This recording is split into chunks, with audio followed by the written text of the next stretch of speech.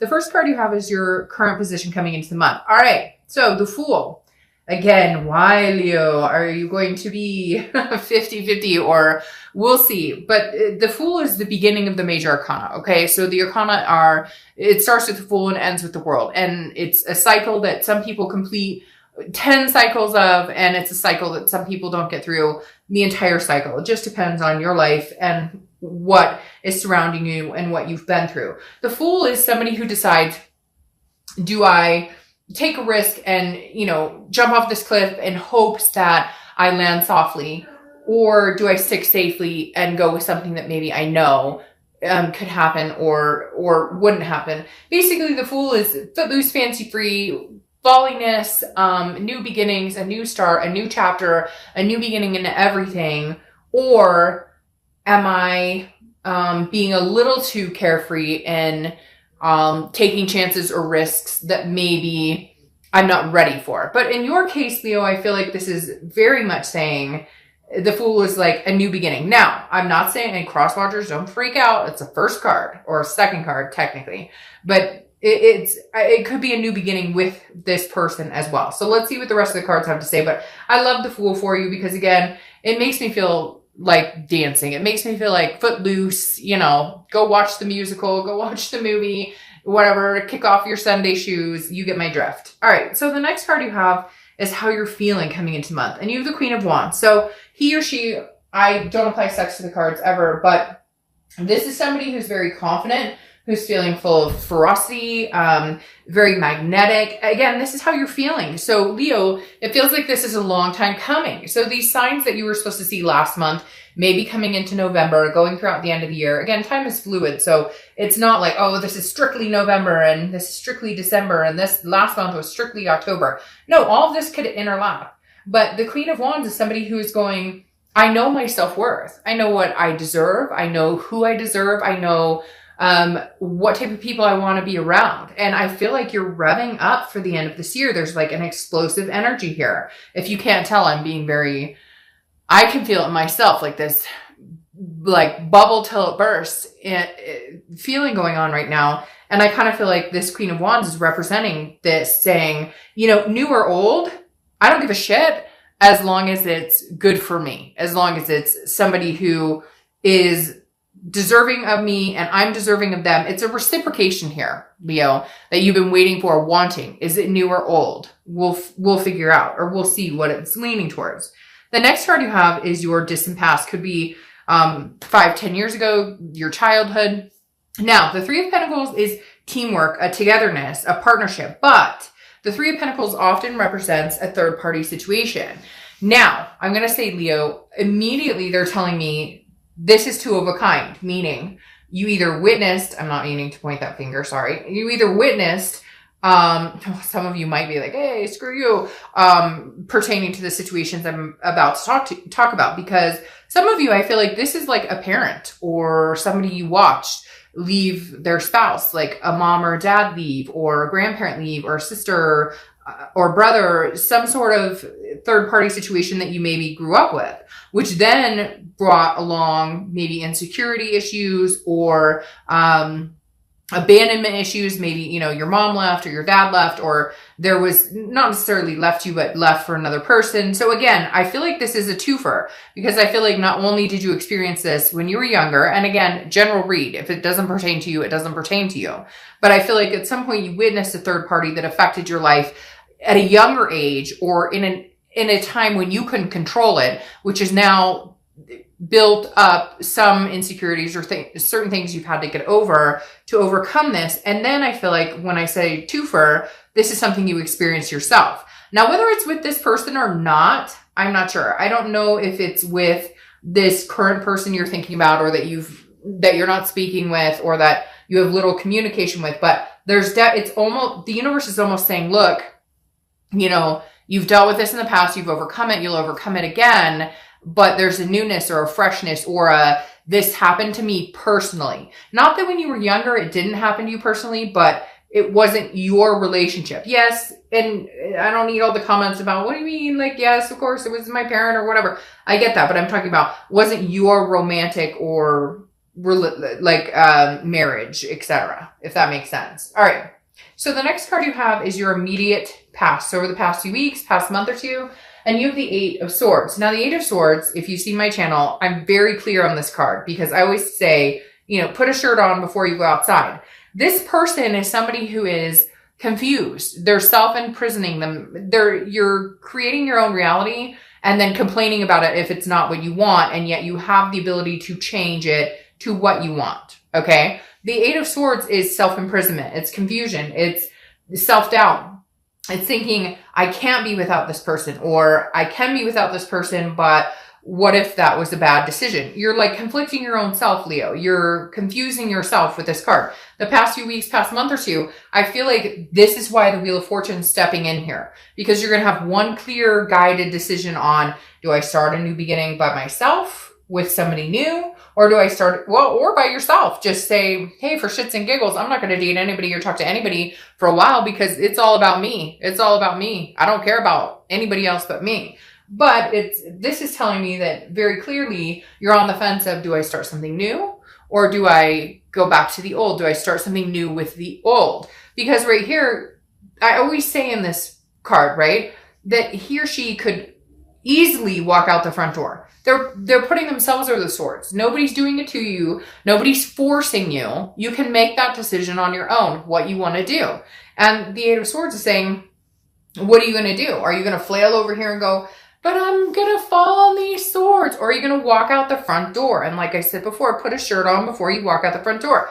You have the ability right now, Leo, to manifest what you want, to get what you want. You have a new beginning coming, whether it's a clean slate with nobody you know, whether it's a clean slate with just you and your dog, cat, kids, whatever it is, or a new slate with this person. This is saying, hey, Leo, wake up and realize that you control your destiny at this point. There's nothing that is locking you down. Now, yes, I'm sure you're going to say, they ghosted me. They're not talking to me. Okay, then make a decision based on that for now. There's not a finality here. People always think that if a read goes one way or if your life goes one way, that it's final, that it can never come back around. But I made the example with somebody, and I don't know if it was your sign or not, but there were 2 signs last month.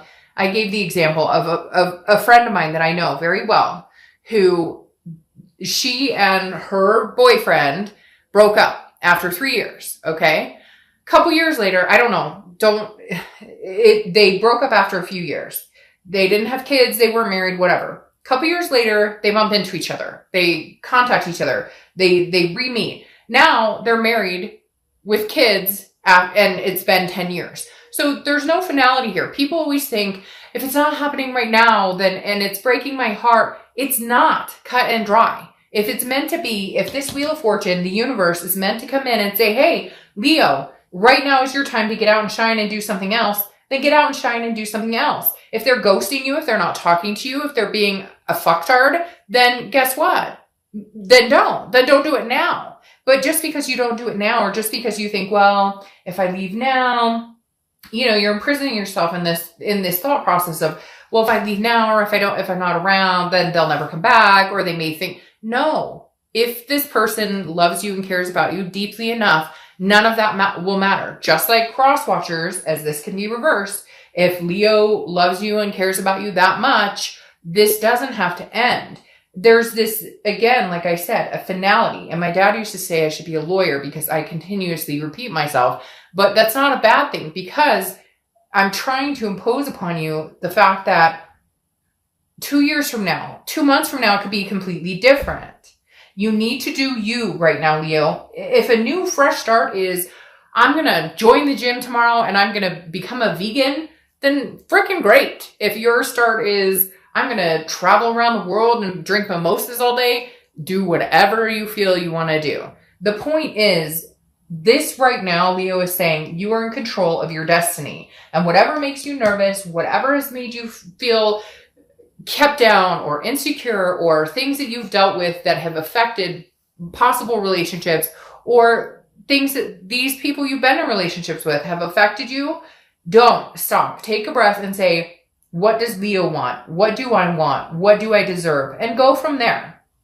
Enough with the self-doubt and the confusing, what do they want? Who cares? Do what you want to do. And I know you're like, oh, easier said than done, and I love them. I get that. But there is nothing keeping you guys from getting back together when the time is right. The next card and you could say, oh, well, they're married. Trust me, stranger things have happened.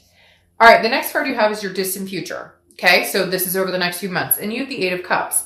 The Eight of Cups is about stagnation, not moving, disappointment. This is slow moving. Now, what I'm saying here, I actually think this is kind of brilliant. Although you may be like, what? It's slow moving, it's stagnation, it's disappointment. No, this is telling me that Leo, in the past, you have rushed back to this person, or they've rushed back to you. This to me isn't saying they're not coming back or that you're not coming back. This to me is saying, slow it down. If you want one cup, the one cup you want, but you don't want these other cups, then don't rush it. And if they're trying to rush it, don't buy into the rushing. There's nothing here that needs to be rushed. I feel like there's a newness, a freshness, again, a beginning of a cycle for you. And the cycle may just be your own, Leo, to hold on to. The cycle may have nothing to do with anybody fucking else other than you and what you have to offer and what you have to gain in life. Stop thinking about what everybody else is doing or what they're thinking. Focus on what you're doing. Start your new cycle. And if this person comes along and you guys can gradually make it happen, then fantastic. The next card you have is your immediate future over the next few weeks, next month or so, throughout the month of November. And you have the Queen of Swords. So this is kind of what I was wondering about, and it's presented itself. The Queen of Swords is somebody who is very honest, very insightful, understand things, but also can be very critical. There are doors here, Leo, that have not been closed. There's closure that has not been had, but you're ready to move on regardless. I feel like you're one of the signs this month who's not going, well, who is she? Or who is he? Or what are they up to? Or you're like, all right, do your own thing. Great. Have fun with that. I'm going to be over here kicking it with my new style, turning the wheel, figuring out new things. And the Queen of Swords is somebody who, if poked in the right direction, and excuse me, that's not meant to sound like that, but if poked in the right direction, he or she can be very critical. And so I feel like you're almost at the point where you're like, I don't want to know. When you're ready to come back and apologize, or when you're ready to come back and we can have a fresh start together, great. But whatever this third party energy or whatever this, why I'm always doubting myself around you, isn't going to happen. I've found the insight and the honesty of everything that's gone on between us. And I plan on writing on that. And the Queen of Swords is saying, exactly. She's saying, this month is my month. And if you come and you bring it, great. Then you brought it. And let's see where it goes. If you come and you don't bring it, and it's just a fairy tale, and you just tell me what you think I want to hear, then I'm going to sharpen my swords and kick you to the curb.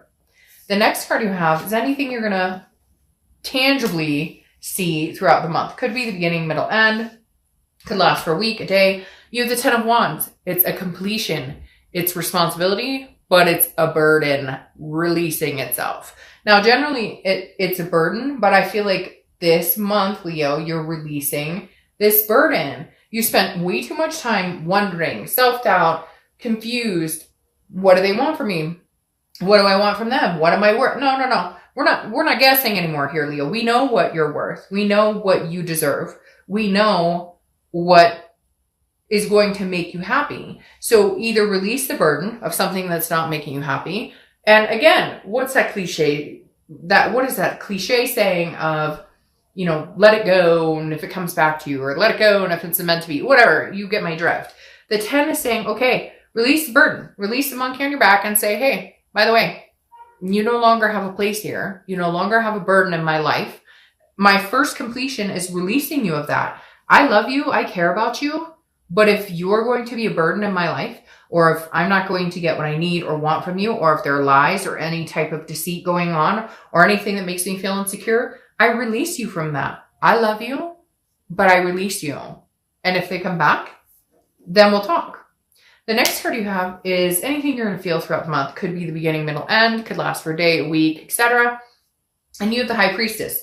The High Priestess is a holiness, an otherness. This is you looking in the mirror and saying, spiritually, what do I want? What do I deserve? like real Leo, because some of you, I swear to God, okay? And it's not just you guys, it's any other sign as well. Some of you go, but I deserve the best, but he only called me dumb once, or she only said I was stupid once, or what? Okay, enough. You know what you deserve. You know what you're worthy of. You know what makes you happy and what you should be gaining in your life. The High Priestess is here throughout the month to help you through that. The High Priestess is here throughout the month to tell you, Leo, put yourself in check. Okay? One of my favorite sayings last month, and it's coming out a bunch this month, is first time, shame on you. Second time, shame on me. And that's not to place blame, but it's to say, look, you know, we all have that inner voice that says, is this good or is it bad for me? And this month you have the universe on your side. Not that the universe is always on your side. Trust me. It's just we all choose to ignore the signs that we don't like because it doesn't fit what we want right in that moment, right?